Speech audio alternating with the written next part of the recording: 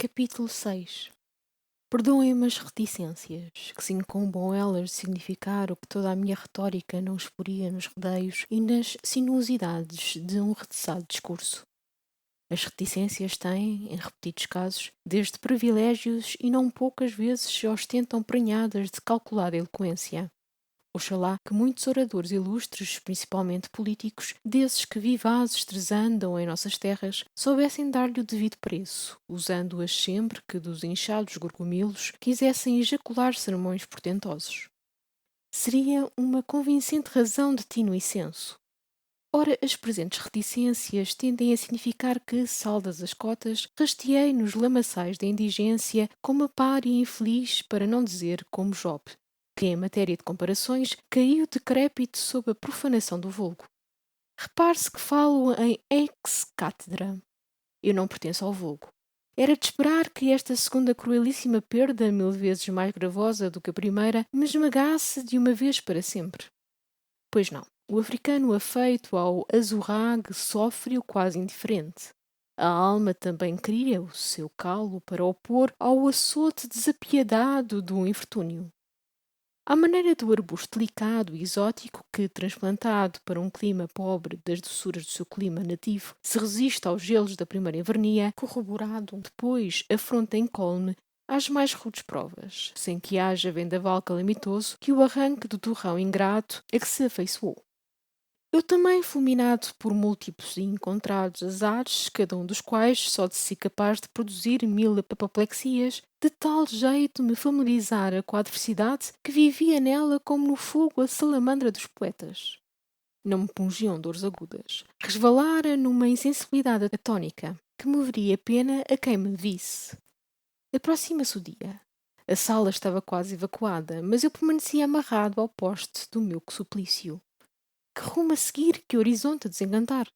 Que esperanças em perspectiva? Nada. O vácuo.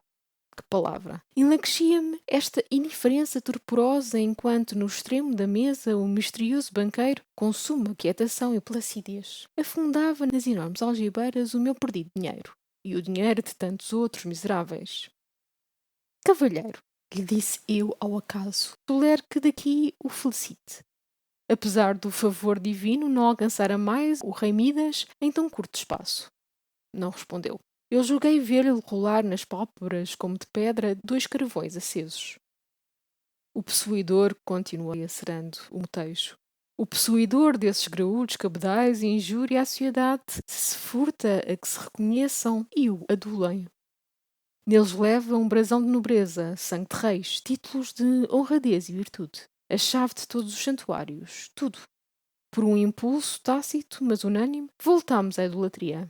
O dinheiro é o ídolo, e aquele que o possui é catado como um templo, como um altar. E é nos templos, sobre os altares que recendem os incensos de turibulários, obtenha-se ouro, pela infâmia, pelo crime, mas obtenha-se, e está feita a conquista do panteão. Pela infâmia, pelo crime? Inquiriu o desconhecido em voz sumida, branda e quase imperceptível, que fazia relembrar o lúgubre regemer do vento na ramagem do pinheiral longínquo. Sem dúvida, acudi perturbado por um arrepio desanimador. Obtenha-se, embora seja com garra ensanguentada de abutre? Pela rapina? Sem dúvida. Mas à custa do assassínio? Ainda assim?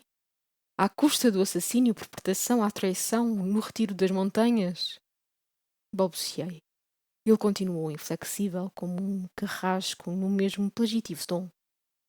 Ainda que se atire o golpe ao peito de um amigo leal, de um... Era bem clara a alusão. Vinha ervada a seta. Corri para ele gritando. Quem és tu? Quem és tu?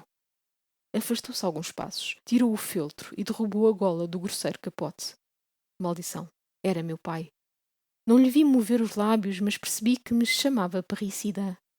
Pai! Meu pai! Eu estava de joelhos.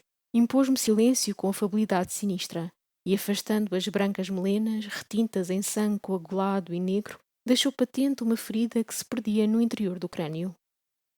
Aquela vista lastimosa fez-me vibrar ainda uma fibra ignorada.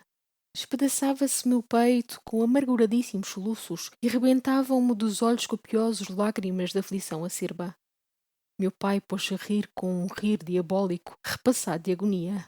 Pobre filho! Profere ele na toada gemedora de uma dor abafada que espontânea ressumbra. Pobre filho! Não concebas lavar com pranto o estigma do pecado. Nódoas dessas vão além da epiderme. Empestam o sangue e putrificam o coração. As águas purificadoras de Jordão, se nelas as fores lavar, verás que toldadas hão de perder as tradicionais virtudes. Ergue-te daí com todo o orgulho do inferno e ri comigo o rir doloroso do precipício. Mataste-me como uma víbora que corrói as entranhas em que prelibou a existência para se esconder na terra ou andar sobre ela de rastros. E morri, impenitente. Meu pobre Mariano. O abismo. Sabes tu o que é o abismo? Oh, desgraçado, desgraçado. E tornou a rir. Meu Deus. Deixa em paz esse nome. Deixa a tirania nas pompas da sua imensidade e não a invoques em balde. Que há de comum entre o supremo monarca e o cão que falece no estrequilínio das ruas? Sê tu o teu Deus, implora as forças da tua vontade e sê imenso, ao menos, no orgulho.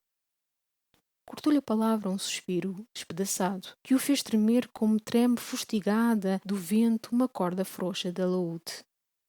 E, encolhendo-se nas vestes enlameadas e decompostas, continuou em tom cada vez mais mavioso, mais subtil, mais morcido e lúgubre.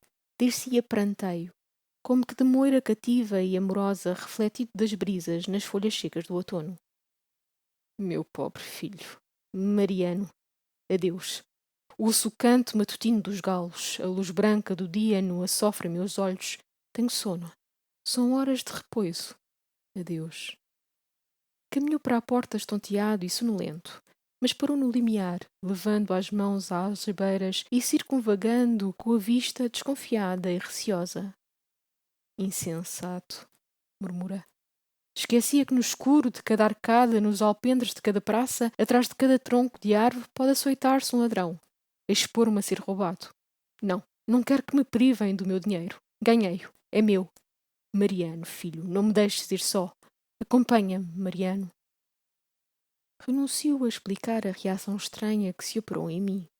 O certo é que o escutei com ardor e brios renascentes e me aprestei a segui-lo com um desafogo com que Dom Félix de Montemar, esse terrível Dom Juan de Espronceda, segue o fantasma da desdichada Elvira.